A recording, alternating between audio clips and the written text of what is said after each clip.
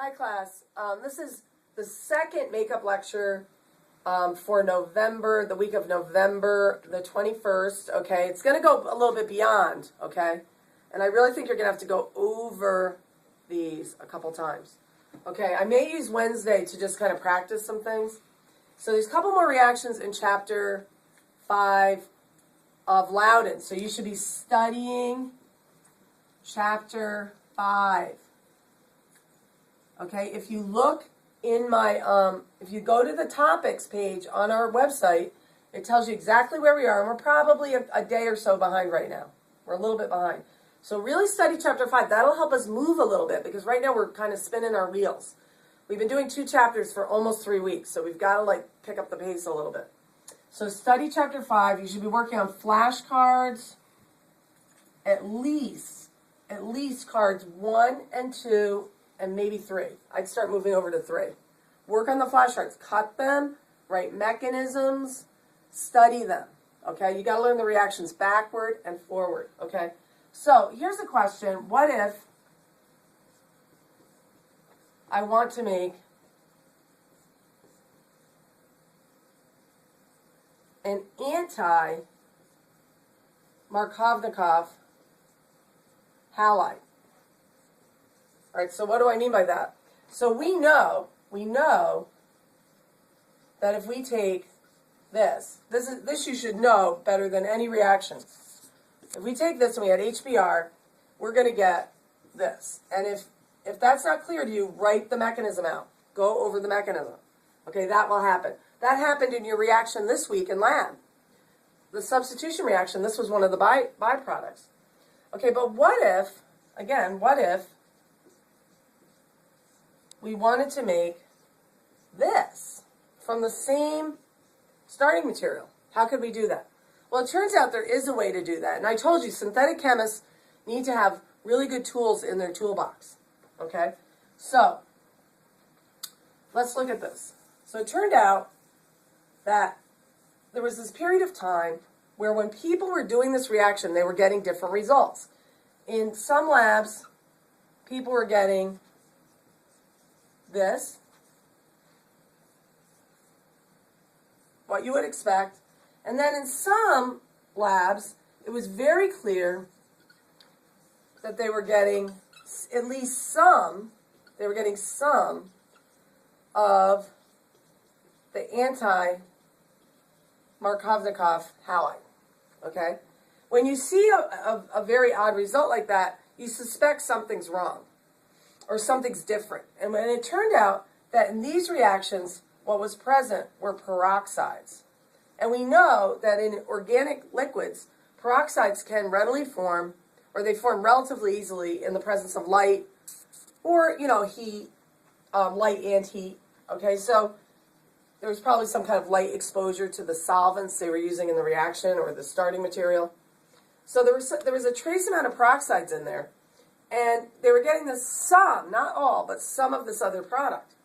So what they suspected, because it involved peroxides, is that it was some kind of free radical reaction, not tremendously unlike the free radical reaction you did a couple weeks ago in lab with AIBN. And AIBN is also a free radical initiator.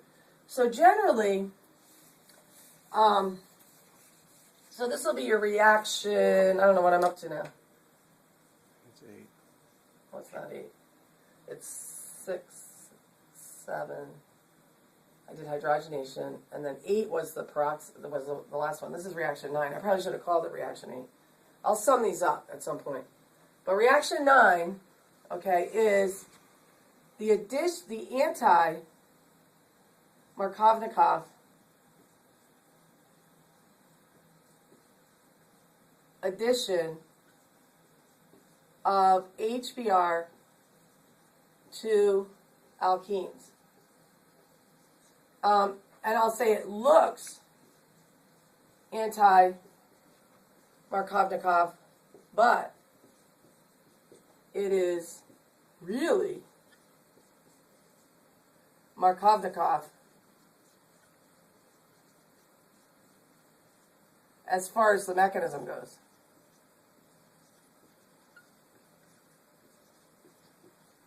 Okay? So what what is going on in this reaction? Well, again, the fact that the reaction appeared to involve peroxides indicated it was probably a free radical reaction. Okay, now again, when I say this, it looks anti-Markovnikov. That means the halogen's going to be in the wrong, what we consider to be the wrong position, or the primary position. But as far as the mechanism goes, it's really following Markovnikov chemistry in the sense that the electrophile is adding to the less substituted side. Okay, so let's take a look at one of these. So in general, what would this be? Okay, so this is just addition of H, and it's only, note this, only HBr. Do not go global with this reaction. It doesn't work with HCl. HCl just always adds Markovnikov. And it has to do with bond energies. Okay? But, say we've got this, and we don't need a very complicated structure to do this because there's going to be no rearrangement. And say we add HBr, and instead of having nice clean solvent, we have some kind of a peroxide in the solvent, for example, like this. Peroxides,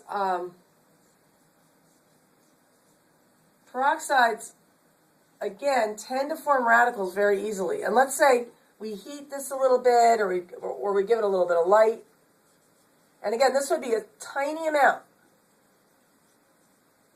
So when I say tiny amount, what I mean is less than a stoichiometric amount. What will happen? We will get some of this, and we will all, but you'll still get some of the normal addition. Okay, so you're going to get, but you get some of that, and that's the big surprise. Okay, this forms just through normal addition of HBr across the double bond, the way you've learned. Okay, so let's write a mechanism for this.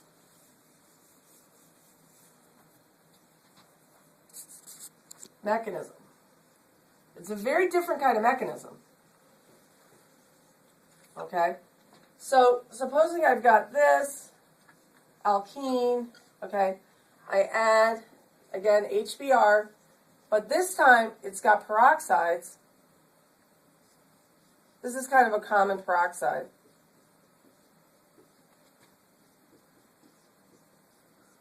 Okay, there's lots of different things you could use. You could use AIBN, okay, in this reaction in all likelihood. That would work. Okay, there's another oxygen there. Okay, so what happens? Well, this follows free radical type mechanism, which you studied a couple weeks ago. So first there's an initiation, then there's a propagation, and then there are these termination steps, which we don't care that much about. You actually have notes on this. I gave you notes on this reaction. So the mechanism is as follows.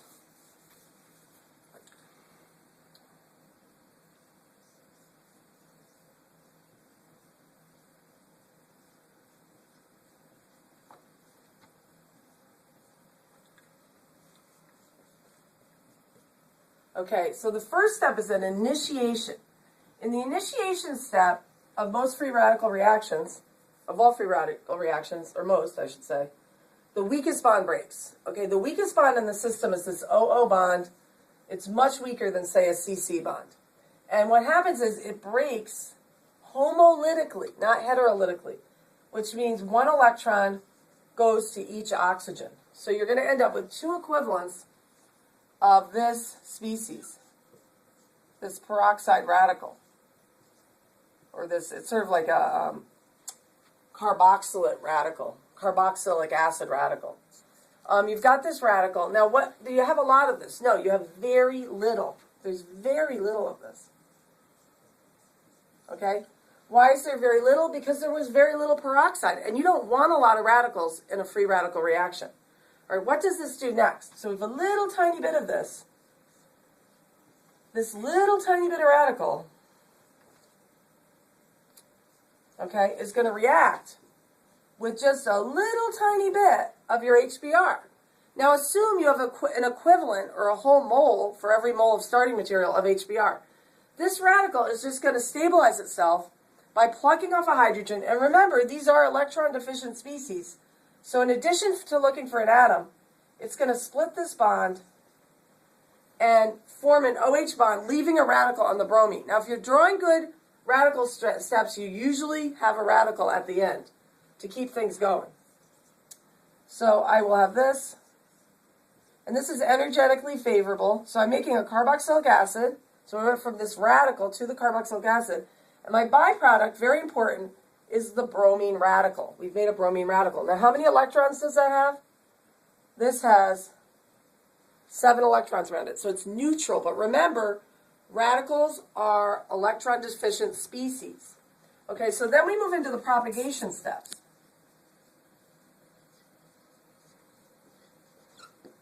Okay?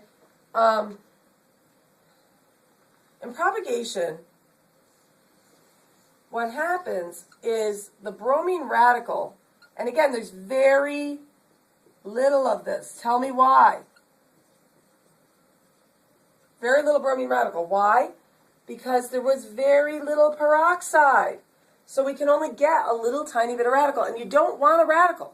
Because what radicals like to do is combine with each other, because that is pure energy liberation. When you make bonds, it's very favorable. So if there were a lot of radicals around, they'd all be getting together. They wouldn't be hitting the non-radicals. If you're writing a good free radical process, your radical is always hitting a non-radical, and then one of your products is a radical. So what does this bromine do? Well, this bromine is an electrophile. Okay? So being an electrophile, it's looking for electron density. Now, you learned that one of the ways a radical can grab electron density is by pulling a hydrogen off, and it can do that. But they also like to attack pi bonds, because pi bonds, as we know, are loosely held electron density. So this electrophile takes one of the electrons. Now, the gate isn't swinging the normal way here. Takes one of those electrons and forms a bond. And notice it adds to the less substituted side so that you get the more stable radicals. So this adds, and we end up with a bromine here. What's my time? 12. Okay. A bromine here and a radical at the tertiary center. Now notice what I did. Keep thinking about this. This is Markovnikov addition. Why? Because the electrophile added so that I got the more stable intermediate. What's the intermediate now? The intermediate is a tertiary radical. Now you will recall that I told you that the same order applies to radicals as to cations. In other words, I said tertiary cations are more stable than secondary, more stable than primary, which are more stable than zero order. Tertiary radicals are more stable than secondary, more stable than primary, more stable than zero order. So radical stability, tertiary, more stable than secondary, more stable than primary, more stable than zero order. This is increasing radical stability. Now, what if you were going to explain that? You would say that tertiary radicals, like tertiary cations, have greater hyperconjugation stability. In other words, have 9 interactions with the surrounding orbitals. Remember, a radical is deficient, but not as bad as a cation. So this is getting hyperconjugation stability from its surrounding bonds, more so than the primary would. The other thing you would say, right, is that the tertiary radical would form faster because it would be a good model for its transition state. That's the Hammond postulate. But again, what's different about this? What's different about it is because of this chemistry here, where it's more energetically favorable for that O to take the H off, the bromine is the electrophile. Because the bromine is the electrophile and not the H, that turns it all around so that we're generating where the bromine's going into the primary position and we're generating this tertiary radical. But if you look at this, this is truly Markovnikov addition in the modern sense of the term. Okay? Now, what is the next propagation step?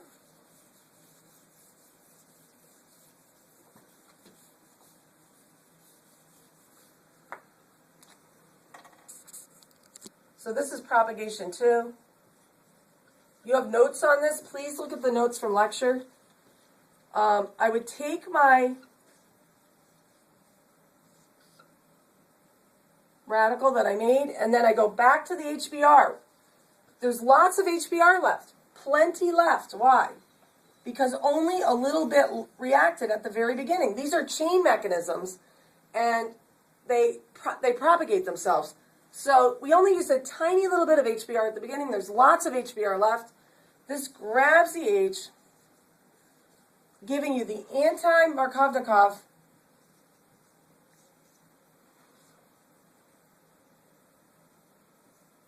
halide.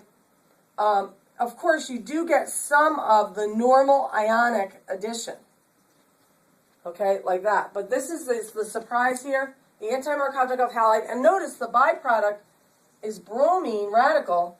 The bromine radical can go back and attack the double bond again and keep the whole thing going. So if you've done a good propagation, your propagation steps add up to the net reaction, and you produce the product and the original radical, so it can go back and attack again.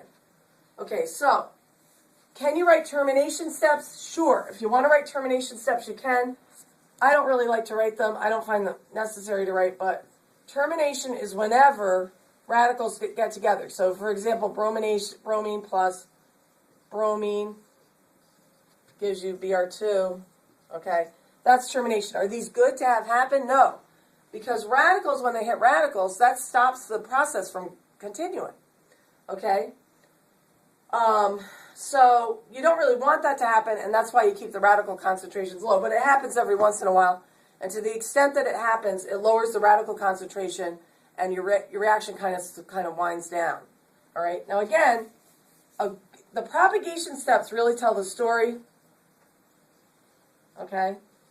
So what was the propagation again? The propagation was that bromine that you made at the very beginning, attacking here, forming the tertiary radical with the bromine on the primary position, which I said was an electrophilic attack. And then this radical, notice we take that same radical in the next step. I want to show you how they go together. Plus HBr gives the product plus the original bromine radical. So if you add these together, remember how you learned to add equations in general chemistry? This cancels with this. This cancels with this. And the net reaction is what we wrote on the board. This plus HBr gives that. Okay? Now, but think about it as a free radical reaction. This, at any time, only a little bit of this is happening. At the end, you spit out this bromine. What does it do?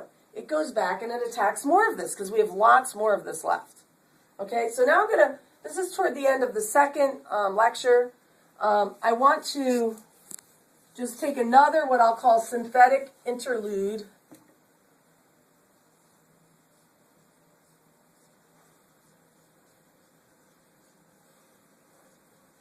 And I just want to show you how you use these in your toolbox. So, for example, again, supposing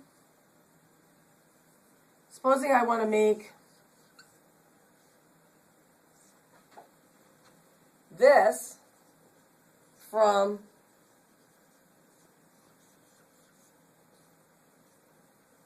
this alkene. I've written it backwards. How would I do that? I would just add HBr, but instead of adding HBr the normal way, I would put peroxides in and heat it up a little bit. Now, a couple comments about radicals. So this reaction, if you're talking about reaction 9, okay, it is regioselective. Okay, it is, there's no rearrangement. What does that imply? Well, that says there's no carbocation intermediates, but there are radical intermediates, but radicals don't rearrange. And I don't know if you remember in class, I said radicals are not as desperate as carbocations. Okay, no rearrangement. They're not stereo selective at all. Okay, so you kind of get everything. So radicals are kind of like cations in that you're going to get everything. Okay? Okay, so let's sum up a little bit here. What have I done? Let's kind of look at this in case I left any numbers out. So reaction 1 is like the normal addition of HX. Okay? That's what you've been studying. Reaction 2, and this is supposed to be a double bond here, is the normal addition of H3O plus. I'm not writing the products. You have this all in your notes. Reaction 3 is the addition of X2. Now from these, maybe I will write the products. From this you would get, you have to kind of sum this up for yourself. We're just adding across the double bond. Let's take one of those out so we can make it look a little more selective, I guess. Wait, keep that one, take that one out. So then we go like that. This you'd get H and OH. This one you'd get X and X. And remember, that's an anti-addition. Reaction 4, you should, by the end of this weekend, you should know, I would say, the first 6 really well. You got to get moving on it. H2O, I know you have a lot of work to do. I'm not trying to be mean, but there's a lot to do. All right, this would give you this. Think about why I am putting the OH here and the X here. They're all additions. Okay, so that's the first 4 for people who want a summary. Okay? Reaction 5, I did in lecture the other day. I gave you notes. So again, if I had this, I would add HG. Oh, almost done. Do you have tape left? Yeah, it's almost 22 minutes. All right, I'm going to stop in a minute. HC, and you have water. In the first step, you have water. You have to have some water there. 2, you would add NaBH4. These are harder to write out, and you really have to practice them. You would get this with no rearrangement. This has no rearrangement occurring. Markovnikov product. Reaction 6, I don't know why I said 7. It would be this plus diborane, B2H6. Okay, first step, that's the first step. The second step is H2O2 and base. Look on your flashcards. This gives you the anti-Markovnikov alcohol. Is that seeable? Can you see that? Yep. You get the anti-Markovnikov alcohol. So what did I add into this today? Lots of stuff. Try to make it your goal to do like 3 reactions a day. Write them 10 times. Okay? Next. What else did I do today? I talked about catalytic hydrogenation. So if I had the same substrate, and by the way, Loudon has great summaries of these reactions at the end. Ethanol is a typical solvent. It's not the only solvent. Palladium, on carbon, some kind of catalyst. You would just get the corresponding alkane. Okay? If you took, so this is reaction, what am I up to, 7? Reaction 8, which I might not have given a number, so I apologize if I didn't. In reaction 8, you add KMNO4 in water. And what happens is you get the syn diol. You have to slow the tape down and review these. Okay, syn addition. These are all stereospecific. I would say reaction 6, 7, and 8, okay, are syn only. That means they're stereospecific. Reaction 9, another version of this is osmium tetroxide. It's a very similar reaction to NaHSO3, water. You get the same product, okay? So on a ring, they're on the same face. So what syn only means, with these reactions, there's no regio selectivity. Why? Because you're adding H and H, you're adding OH and OH, you're adding OH and OH. There's no selectivity. There's no rearrangement. Okay? That's because there's no carbocations formed, and they're concerted mechanisms. Everything happens at once. The 2 groups are delivered at the same time on the same face. And then finally, they are stereo specific. You right? That means that the groups you only get a pair of enantiomers. Okay, good. All right, so that ends the second lecture, makeup lecture, for the week of Thanksgiving, which is November 21st, 2011.